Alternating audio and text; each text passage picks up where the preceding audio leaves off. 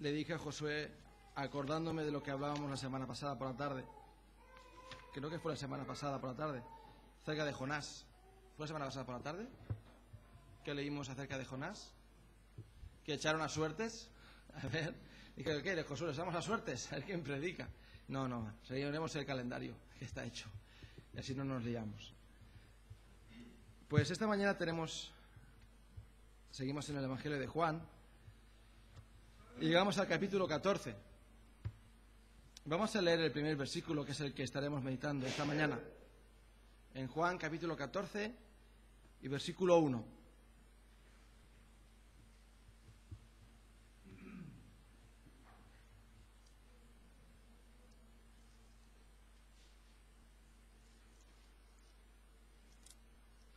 Dice así la palabra del Señor: no se turbe vuestro corazón, creéis en Dios, creed también en mí. Estas no son mis palabras, son las palabras que dijo el Señor Jesucristo a sus discípulos. No se turbe vuestro corazón, creéis en Dios, creed también en mí. Padre Celestial, te damos las gracias por tu palabra, por lo que ella es para nosotros, Señor, y porque sabemos que ella es verdad. Pedimos tu bendición en esta mañana, me dé las palabras apropiadas, Señor, y nos sea de bendición, Señor, tu palabra, y nos pueda ser de edificación. En el nombre de Jesús. Amén. Pues yo creo que este es uno de los pasajes favoritos de mucha gente, junto con el Salmo 23. No sé si estáis de acuerdo conmigo, pero este pasaje en Juan 14 y también el Salmo 23 son dos de los capítulos de la Biblia más memorizados de toda la historia. Los dos más memorizados. Recuerdo que fueron, no sé si decir, los dos primeros pasajes que yo memoricé en el colegio evangélico. Nos hicieron memorizar Salmo 23 y Juan capítulo 14. Realmente no hay palabras que traigan más consuelo a nuestras vidas que la palabra de Dios. Si fuera otra persona que dijera esto que aquí dice, no nos traería ningún consuelo. Sobre todo cuando dice, creéis en Dios, creed también en mí. Si viene cualquier persona y dice, ¿tú crees en Dios? Pues cree también en mí, en lo que yo te estoy diciendo. No, lo estás diciendo, ¿tú quién eres? A mí no me trae ningún consuelo tus palabras, pero qué pretencioso que eres, qué orgulloso que eres. ¿Quién te has creído que eres? ¿Acaso te has creído que eres Dios? ¿Que tenemos que confiar en ti igual que confiamos en Dios?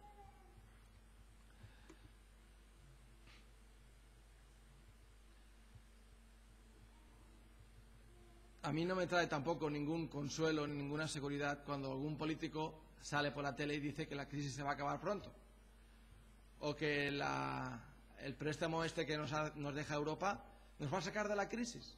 A mí eso no me trae ninguna seguridad, ningún consuelo, ni que ellos dijeran, créete en nosotros vamos a solucionarlo todo.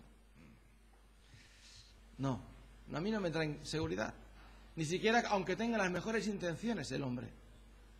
¿Qué seguridad nos puede traer cuando no pueden asegurar nada? Cuando no está en su poder asegurar nada, y siquiera ellos mismos dependen de otras personas. Y si esa persona a la cual le deja el dinero ya no se lo quiere dejar, ya, por muchas promesas que hayan hecho, ya no pueden ayudarnos, como decían. Recuerdo en la anterior crisis a esta, la última que se vivió aquí en España o en Europa o en el mundo, esta no ha sido la primera, ni tampoco será la última. Pero en los años 90 hubo otra crisis, os acordaréis seguramente, mucha gente se quedó sin empleo justo después de las Olimpiadas, un tiempo después de las Olimpiadas, en el 93 o 94 fue. Y mi padre se quedó sin trabajo y nos reunió todos en casa y nos lo anunció. Mira, la empresa va a cerrar y ya no vamos a ganar el dinero que ganamos ahora, y entonces, bueno, pues habrá que hacer ciertos ajustes. Claro, debe ser duro para un padre de 5 hijos decirles, me quedo sin trabajo. Pueden crearse muchas dudas, pueden crearse muchas dificultades, pero de todas formas teníamos un refugio en el Señor. teníamos un reposo en el Señor, porque no confiábamos en lo que mi Padre nos estaba diciendo, las promesas que mi Padre nos podía hacer, sino que confiábamos en las promesas que el Señor nos hace a sus hijos. Como cristianos nos enfrentamos a estas situaciones de otra forma, ya que tenemos las promesas de Dios para nosotros. Supongo que es por esta razón que este pasaje y el Salmo 23 son tan conocidos y son tan memorizados y son tan buscados por tantos creyentes y por tantas personas que ni siquiera tampoco son creyentes. Son palabras de consuelo. Son palabras que las ha dicho no otro hombre con buenas intenciones, sino Dios mismo. Están en su palabra. O por ejemplo, Romanos 8:28. A los que a Dios aman, todas las cosas les ayudan a bien. Esto es conforme a los que su propósito son llamados. Y no les está diciendo otro hombre, otro buen maestro. Muchos dicen que Jesús era un buen maestro. Era una buena persona. Era una persona avanzada a su tiempo. Pero mirad qué está diciendo aquí. ¿Creéis en Dios? Creed también en mí. ¿Cómo puede decir estas palabras alguien que no es Dios mismo? ¿Cómo puede decir alguien estas palabras si no es Dios? Cuando pensamos en los atributos de Dios, en su omnipotencia, en su omnisciencia, en su omnipresencia, en su santidad, no hay nadie por encima de Dios. Dios no podía ser omnipotente, que todo lo puede, si hubiera alguien por encima suyo. No podría serlo. Si hubiera alguien por encima de Dios, o incluso igual que Dios, otro Dios en otro lugar del universo, no sería omnipotente. Porque allí donde Dios ya no llega a su poder, estaría la otra persona, ya no sería omnipotente. ¿Y si a la otra persona se le ocurre hacerlo otra cosa diferente? Habría ya un conflicto, una lucha, o alguien por encima. Nosotros no somos omnipotentes. Yo puedo prometerle algo a mi hijo, pero dependo de las circunstancias. Le puedo decir, la semana que viene vamos a ir al zoo. Pero, ¿y si el zoo cierra la semana que viene? O si nos surge un inconveniente, tenemos que ir a algún sitio. Yo no puedo asegurar todo lo que voy a hacer, pero Dios sí. Y Jesús está diciendo a sus discípulos, de la forma que creéis en Dios, ¿verdad que vosotros creéis que Dios es el omnipotente, el omnisciente? ¿Que Dios es el creador de todas las cosas del universo? ¿Que no hay nadie por encima de Dios? ¿Verdad que si vosotros pedís a Dios algo, estáis confiados de que vais a recibirlo? Creed también en mí. Creed también en mí. No se turbe vuestro corazón. ¿Creéis en Dios? Creed también en mí. Hay tantas razones para desanimarse en este mundo, ¿verdad que sí? Tantas cosas. Para echar la toalla, para entristecerse, para que nuestro corazón se turbe, se preocupe por circunstancias que no llegamos a entender. Pero el Señor nos dice, no se turbe vuestro corazón. Que la situación por la que estáis atravesando no os domine a vosotros. No dice que nunca se va a turbar nuestro corazón, que sea pecado. No dejéis que eso os turbe. No dejéis que eso os desaliente. No dejéis que el fruto del Espíritu Santo, el gozo, desaparezca de vuestros corazones. ¿Creéis en Dios? Creed también en mí. ¿Cuál es el motivo por el cual el Señor les dice a sus discípulos estas palabras? Dos motivos. El Señor estaba anunciándoles de que se iba a ir de entre medio de ellos. El Señor les estaba diciendo que iba a subir a la muerte, que iba a subir a esa cruz e iba a morir. El mismo Maestro, que había estado por ellos durante 3 años, y hemos ido viendo durante esta serie de mensajes los 7 señales que el Señor hizo, las enseñanzas que Dios dio a sus discípulos y a la gente que le rodeaba. ¿Qué cosa peor podía ser que perder al Maestro, que perder al Señor? Perderle de vista. Y el Señor les estaba anunciando de que iba a irse de ellos. Pero no se les iba a ir de ellos a otro país, a otro lugar o siquiera al cielo. Primero tenía que subir a una cruz. Primero tenía que ser muerto, primero tenía que ser martirizado. Iba a ser sacrificado.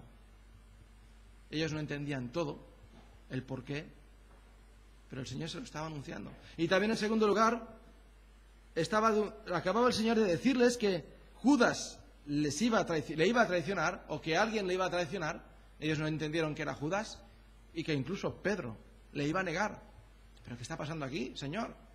¿Pero qué está pasando aquí?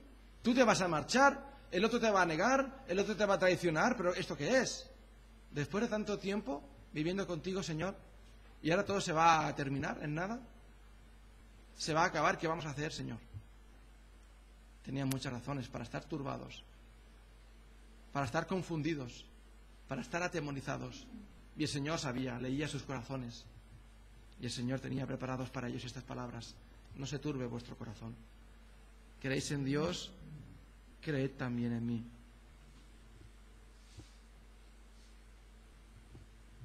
Justo después de decirle al Señor, a Pedro, Jesús le respondió: ¿tu vida pondrás por mí? De cierto te digo, no cantará el gallo sin que me hayas negado 3 veces. Y sigue el Señor: no se turbe vuestro corazón. No se turbe vuestro corazón, creéis en Dios, creed también en mí. Una negra tormenta se cernía sobre los discípulos, una de las más negras que podían aparecérseles. Ya habían pasado 2 ocasiones, ¿os acordáis? 2 ocasiones en las cuales los discípulos estuvieron en medio de una tormenta en medio del mar de Galilea, en 2 ocasiones.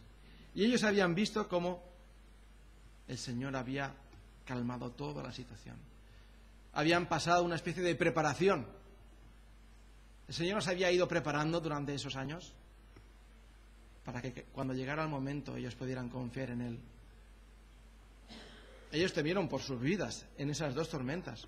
Si tú miras en el mapa el mar de Galilea, tienes que acercarte mucho con lupa para verlo. Es más grande que el de Bañolas, eso sí. Pero por eso le llaman mar. El lago de Bañolas es lago. Pero es un lago el mar de Galilea. Es muy pequeño. Pero aún así, en medio del lago, en medio del mar de Galilea, ellos temieron por sus vidas. Y el Señor los rescató en 2 ocasiones. En una de ellas iba con ellos en la barca, durmiendo. En otra se les acercó andando. Eso fue como una pequeña preparación para lo que venía. Ellos habían visto su autoridad sobre los elementos, cómo el Señor reprendió al viento, cómo el Señor reprendió al mar. Calla, enmudece. Vete tú al mar ahora, un día de oleaje, un día de tormenta, y dile al mar que se calle. Quizás a ver si se te oye a ti cuando hablas al mar y le dices que se calle. O a los vientos: enmudece. Señor, con su palabra, igual que Él los creó, los enmudeció. Habían visto su poder sobre los elementos cuando multiplicó los panes y los peces. ¿Quién puede hacer eso? ¿Cuánto te costaría a ti preparar comida siquiera para 5.000 personas? No te digo multiplicarlo, hacer un milagro, no podemos, ya sabemos. ¿Cuánto te costaría a ti ir al supermercado y comprar comida para 5.000 personas? Cuando nos toca ir al campamento y hay que comprar la comida para 80 personas, 70, 50 personas, hay que hacer varios viajes, llenar bien el coche hasta arriba y son 80 personas. Con 5.000, el Señor lo hizo con la palabra de su poder. Ellos habían visto el poder del Señor Jesucristo. Habían visto también su autoridad sobre los hombres. Cuando se le acercaban los escribas y los fariseos para tentarle, para hacerle preguntas complicadas, preguntas difíciles, no sobre matemáticas o geografía o ciencia, que ahí está la respuesta en los libros, sino un poco sobre la filosofía, de cómo vivir, de cómo interpretar correctamente la ley de Dios. Y el Señor les hablaba como quien tenía autoridad. O sea, la gente les reconocía que el Señor les hablaba como quien tenía autoridad. A los escribas y a los fariseos. Cualquiera se atrevía a decirles nada en contra. O sea, te sacaban de la sinagoga enseguida, si les llevabas la contraria. Y el Señor les hablaba con autoridad porque Él era Dios. Él es Dios. Y no hay nadie que tenga más autoridad que Él. No hay nadie que tenga más autoridad en ningún sitio. Ellos vieron su autoridad. Vieron también su autoridad no solamente sobre los elementos, incluso también sanando a las personas, a los ciegos, a los cojos, a los paralíticos. Autoridad sobre otros hombres, sino también autoridad sobre los espíritus, sobre el mundo espiritual. Incluso una vez los discípulos que habían recibido la autoridad del Señor para sacar demonios, ellos se encontraron con un caso que no podían. Y el Señor fue allí y enseguida salieron. Y puso orden. El Señor tenía autoridad y tiene también sobre el mundo espiritual. Todo se le sujeta a Dios. Todo se le sujeta al Señor. Y también tenía autoridad sobre la vida y sobre la muerte. Vieron que el Señor tenía autoridad sobre la vida y la muerte de otras personas. Cuando resucitó a Lázaro, fue el último que resucitó el Señor, o como mínimo que lo muestra la Escritura. Y en 2 ocasiones más el Señor resucitó muertos. Tenía autoridad sobre la vida y la muerte. O cuando maldijo la higuera se pudrió, dejó de dar su fruto.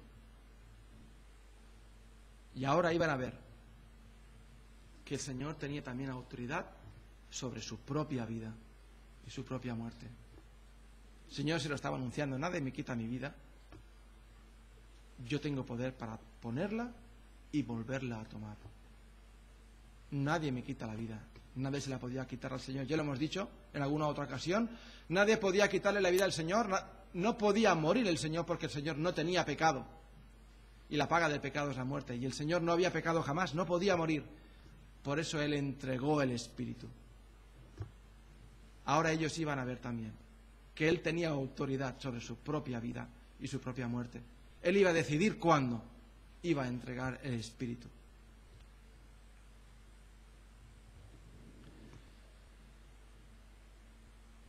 Tenían razones para confiar en el Señor.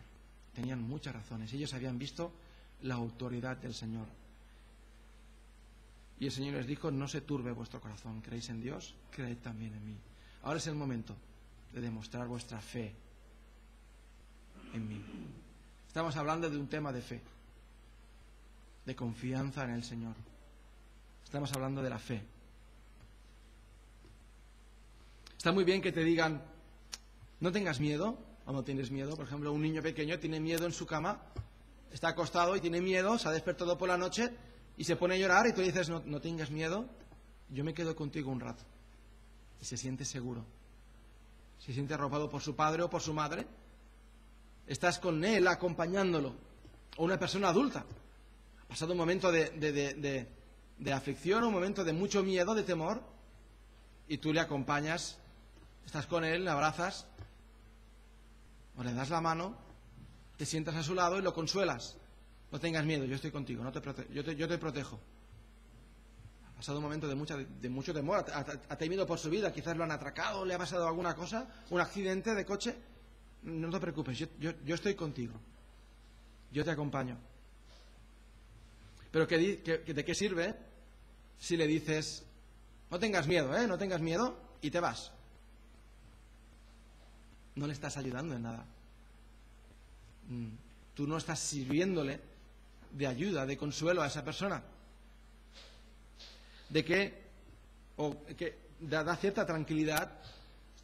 Tú estás en tu casa, vives en tu ciudad, en tu pueblo, donde vives, y tú sabes que a tu alrededor no están siempre allí, pero de vez en cuando pasa un coche de policía por la calle, o pasa un par de policías de la Guardia Urbana andando por la calle.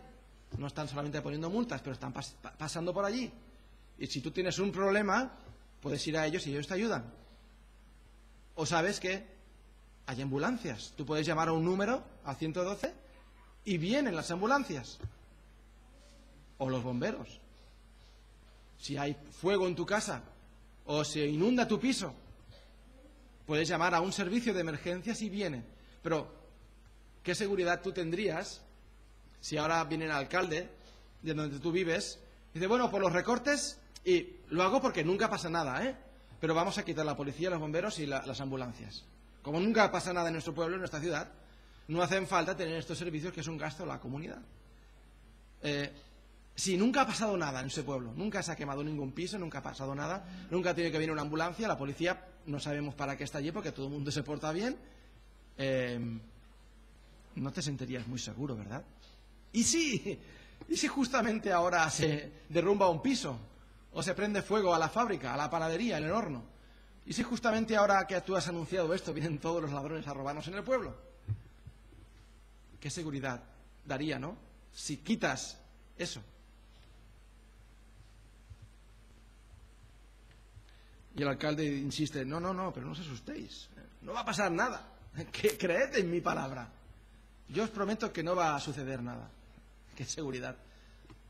¿Qué garantía nos puede ofrecer?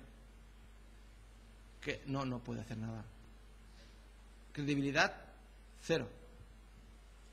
Y no porque no tenga buenas intenciones el hombre, sino porque no tiene autoridad sobre ciertas cosas. No tiene potestad sobre ciertas otras personas o sobre ciertos elementos que pueden suceder, por muy buenas intenciones que tenga. Por eso el Señor les dice, ¿creéis en Dios? Creed también en mí. Así como creéis en Dios, creed también en mí. ¿Qué atrevimiento hubiera sido decir estas palabras si no eres Dios? ¿Cómo podía decir estas palabras un ángel? Si Dios, como dicen algunos, hubiera mandado a un ángel del cielo para salvar a la humanidad. Porque no creen en la Trinidad. No creen que Dios es tres personas en uno. Y como no entra en su cabeza, pues esto tiene otra explicación. ¿Era un ángel o era otro Dios? Como dicen otros. Y otros incluso ya no dicen nada de esto, dicen era un hombre. ¿Cómo alguien puede atreverse a decir esto?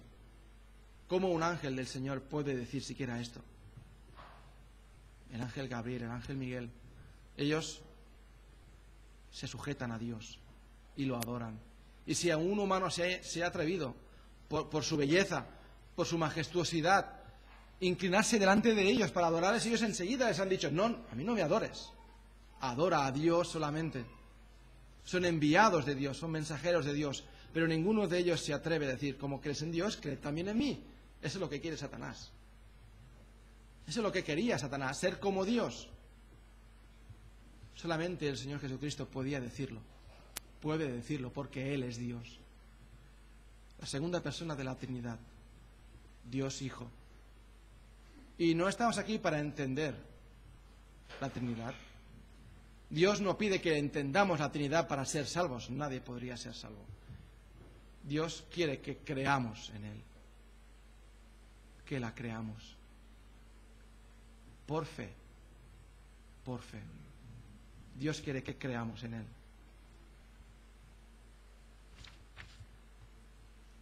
¿Acaso alguien, un otro hombre, tiene autoridad sobre los elementos? Jesús sí. ¿Acaso otro hombre tiene autoridad sobre otros hombres? Bueno, hay ciertos hombres que tienen más autoridad que otros. Pero si el gobernador de un país, que es el que tiene más autoridad, se le cruzan los cables y dice, bueno, pues como yo soy el que tiene más autoridad en este país, voy a ser el que tenga más autoridad en todo el mundo. No sé, no hay. Ha habido más de uno que lo ha pensado. Y empieza a invadir países. Llegará a un punto que se juntarán un montón de países y irán contra ese. Y su autoridad se acabará. El hombre tiene mucha autoridad, puede llegar a tener mucha autoridad, pero no tiene toda la autoridad. El Salmo 2 leemos que los hombres se juntan contra Dios. ¿Y qué hace Dios contra ellos? Se ríe. ¿Qué hacéis, hombres? ¿Qué hacéis? ¿Qué estáis haciendo? ¿Os habéis juntado contra mí y contra mi hijo? Y habéis dicho, rompamos sus ligaduras, echemos de nosotros sus cuerdas. ¿Qué estáis haciendo? ¿No os acordáis acaso cuando bajé del cielo y vi que estabais construyendo esa torre? ¿Y qué hice? Os cambié a todos la lengua. Y os esparcí por todo el mundo, como dije que hicierais y no hicisteis. O antes, cuando iban tan en contra de Dios, y Dios decidió destruir el mundo con el diluvio y salvó por su gracia a Noé y a su familia. El Señor se ríe, porque su autoridad no puede ser puesta ni siquiera a prueba, ni siquiera en duda se puede poner su autoridad, de tan clara que está. ¿Acaso un hombre puede tener autoridad sobre el aspecto espiritual, sobre el mundo espiritual? No, tampoco. Ningún hombre tampoco tiene autoridad sobre ese mundo. Y si algo puede hacer, es porque Dios así lo actúa y así lo hace. El hombre no tiene autoridad ninguna. ¿Tenemos autoridad sobre la vida o la muerte? ¿Algún hombre tiene autoridad sobre la vida o la muerte?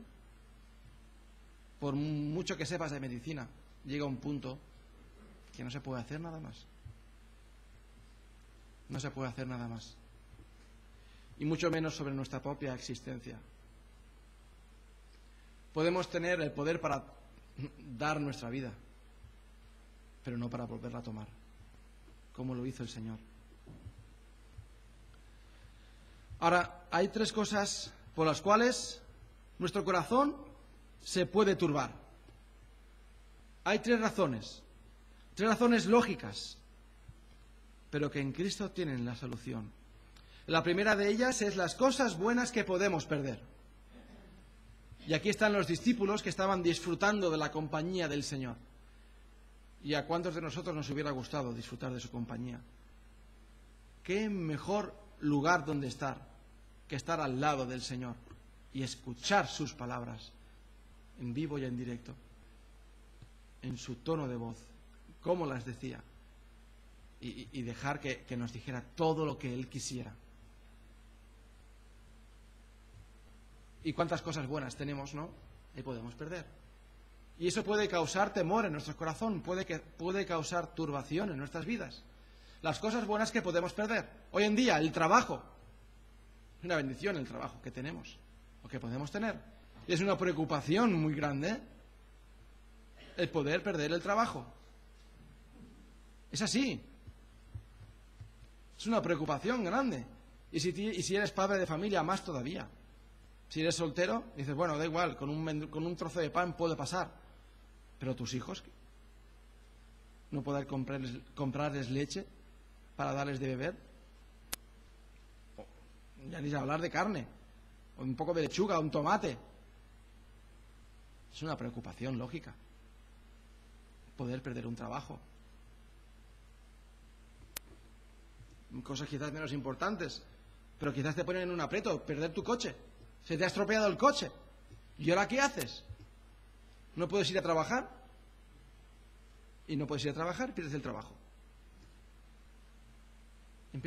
Puedes perder cosas buenas. Cosas físicas. O quizás la salud. No sé. O un ser querido. Y podemos tener muchos temores que pueden llegar a turbarnos en gran manera.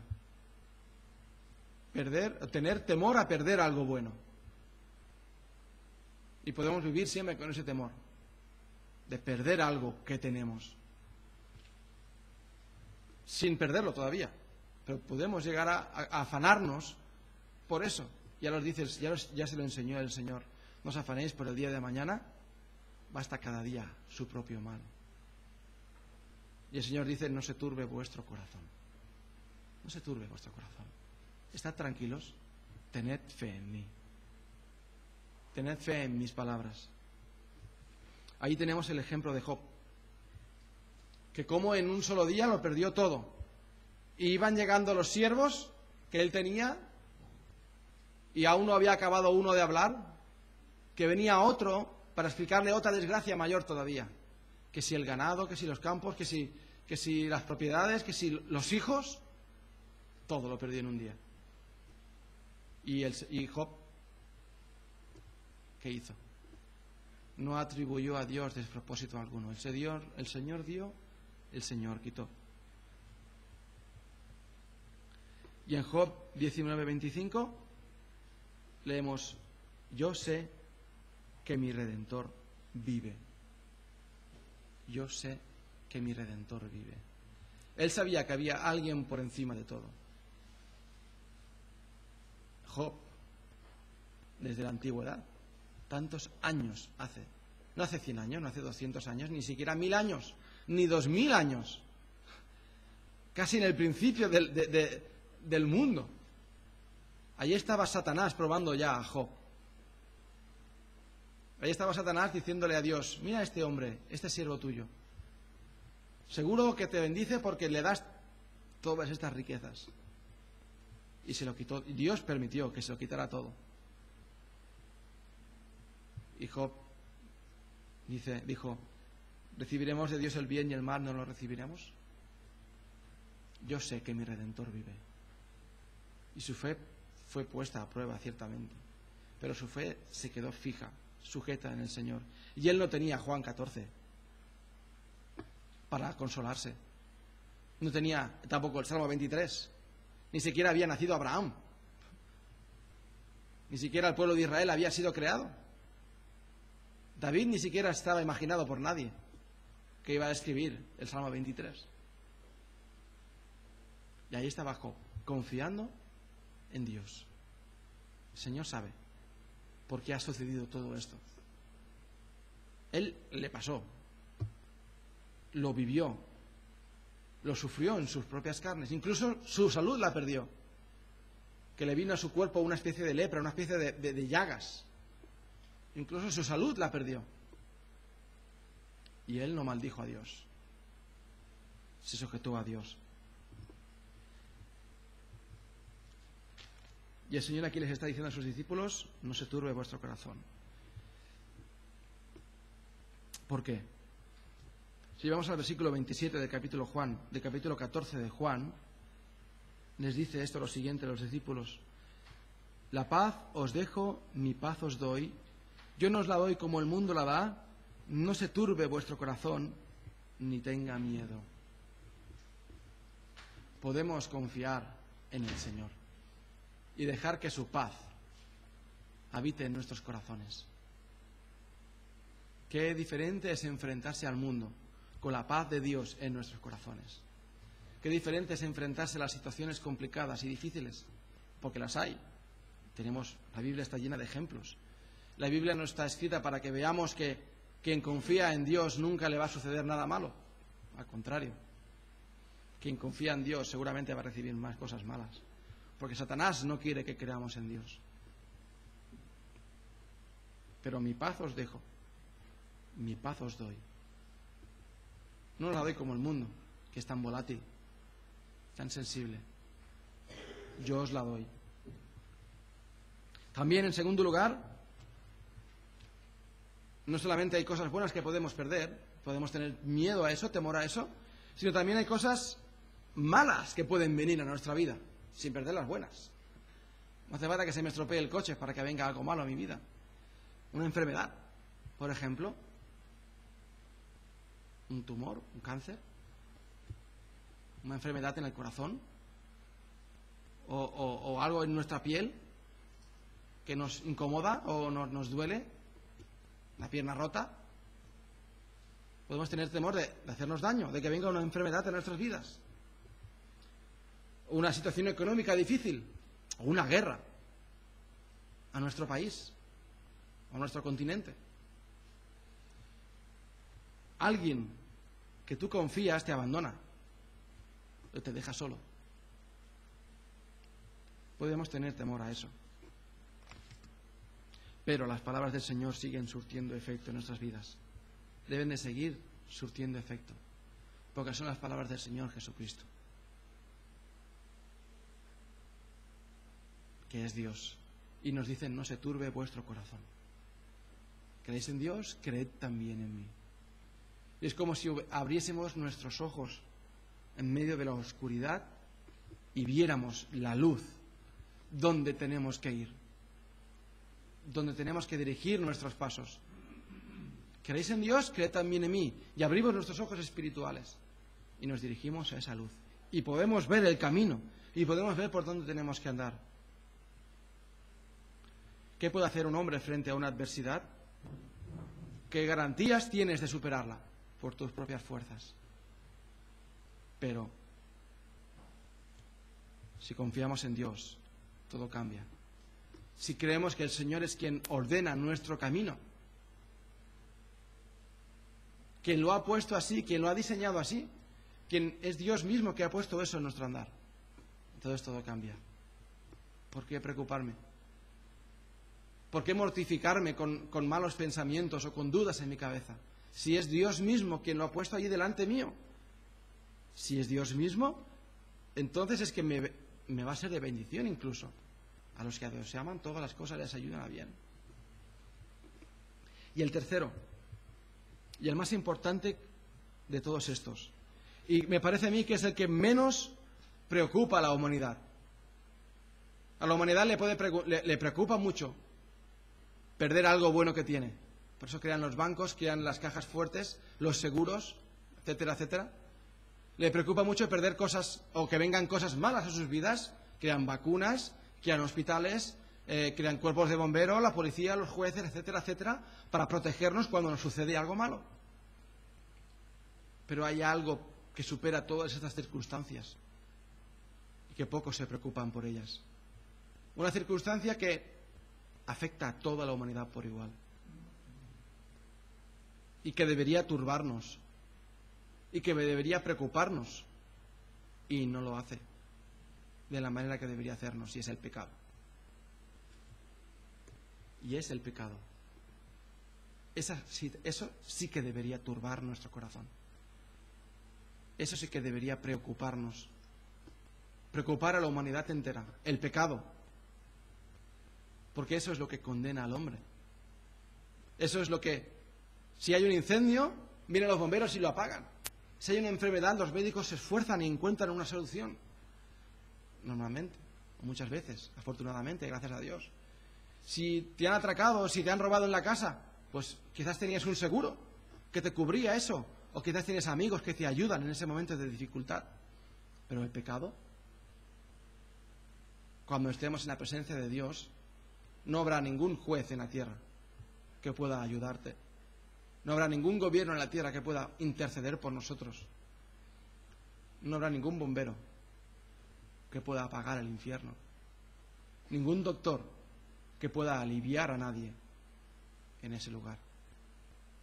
Eso debe preocupar a la humanidad. Y gloria a Dios que un día nos preocupó a nosotros. Y Dios nos dio a entender de que el infierno es un lugar cierto y de que el pecado tiene unas consecuencias terribles. Pero Jesús también tiene autoridad sobre ello. Y estaba a punto de subir a esa cruz para pagar el pecado por todos nosotros. Para que en su cuerpo fuesen puestos todos nuestros pecados y pudiésemos ser librados de esa condenación eterna, de la cual nadie nos podía librar. Jesús lo hizo. Y nos dice: ¿crees en Dios? Creed también en mí, porque Él tiene autoridad sobre todas las cosas.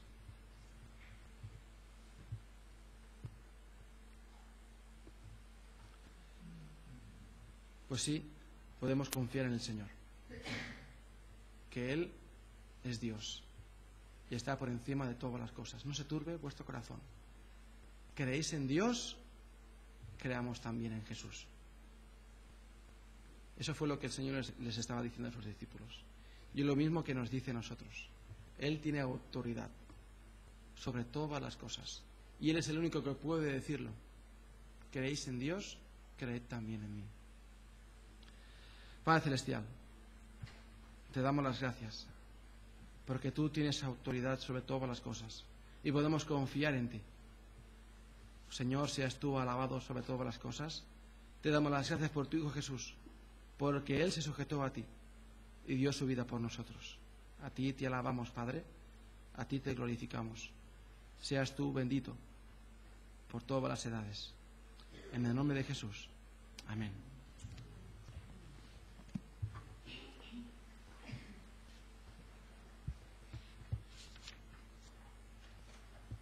Pues siguiendo con el tema de la predicación, vamos a ponernos de pie. Vamos a cantar el himno número 332. 332.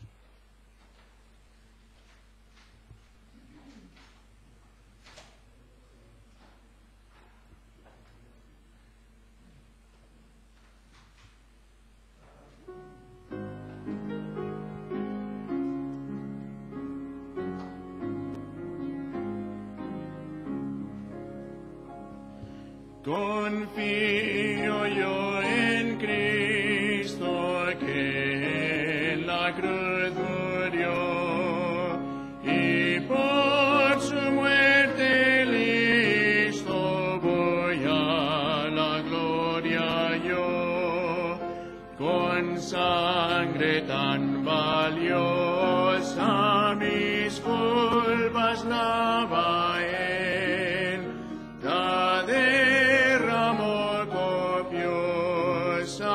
El Santo Emmanuel me cubre tu justicia de plena perfección. Tú eres mi delicia, mi eterna salvación. Jesús, en ti descanso, reposo tú me das. Con calma yo avanzo al cielo donde estás. Venir a ti me invitas a disfrutar, Señor, delicias infinitas y celestial amor. Espero yo mirarte, oír tu dulce voz. Espero alabarte, mi Salvador, mi Dios. Recordemos el culto esta tarde a las 6. Me gustaría pedir a Benjamín, por favor, si puedes acabar este culto en oración.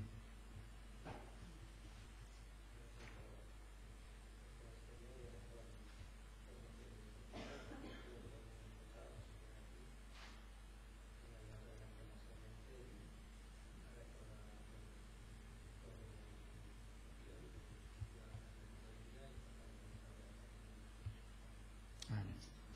Pues hasta la tarde, si Dios quiere.